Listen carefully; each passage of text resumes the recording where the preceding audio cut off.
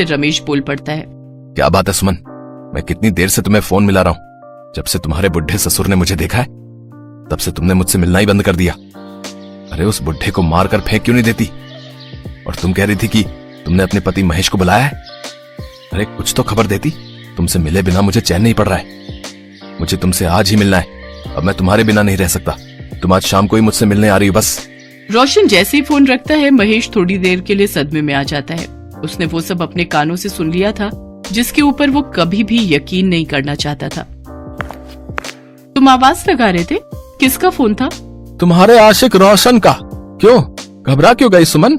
मुझे सारी सच्चाई पता चल चुकी है। मैंने तुम्हारे कहने पर अपने पिता को घर से बाहर निकाल दिया। मैं तुम्हें अब इस घर में नहीं रहने दूंगा।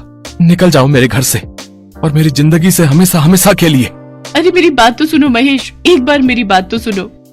सुमन गुस्से में महेश के सिर पर बराबर में रखा डंडा मार देती है। तभी महेश के पिता जानकी दास आ जाते हैं।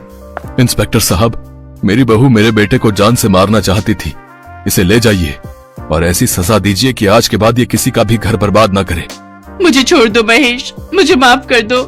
इसे ले जाइए इंस्पेक्टर साहब। पिताजी मुझे माफ कर दीजिए, मैंने आपके साथ बहुत बुरा सलूक किया। सुमन को पुलिस पकड़कर ले जाती है। पुलिस रोशन की तलाश में बहुत दिनों से थी। रोशन को भी पकड़ लिया जाता है। वो एक नामी बदमाश था। उसके बाद महेश अपने पिता को लेकर शहर आ जाता है।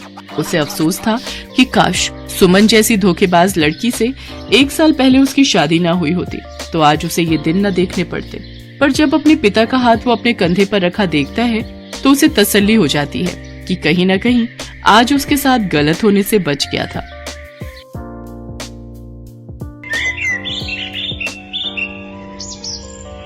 श्यामपुर में औरतों के लिए सिर्फ एक ही दर्जी की दुकान थी। उसका मालिक राजू बहुत ही बदमाश किस्म का आदमी था। जब उसकी दुकान में कोई औरत या लड़की ग्राहक आती तो वो किसी न किसी बहाने से उन्हें गलत तरीके से छूने की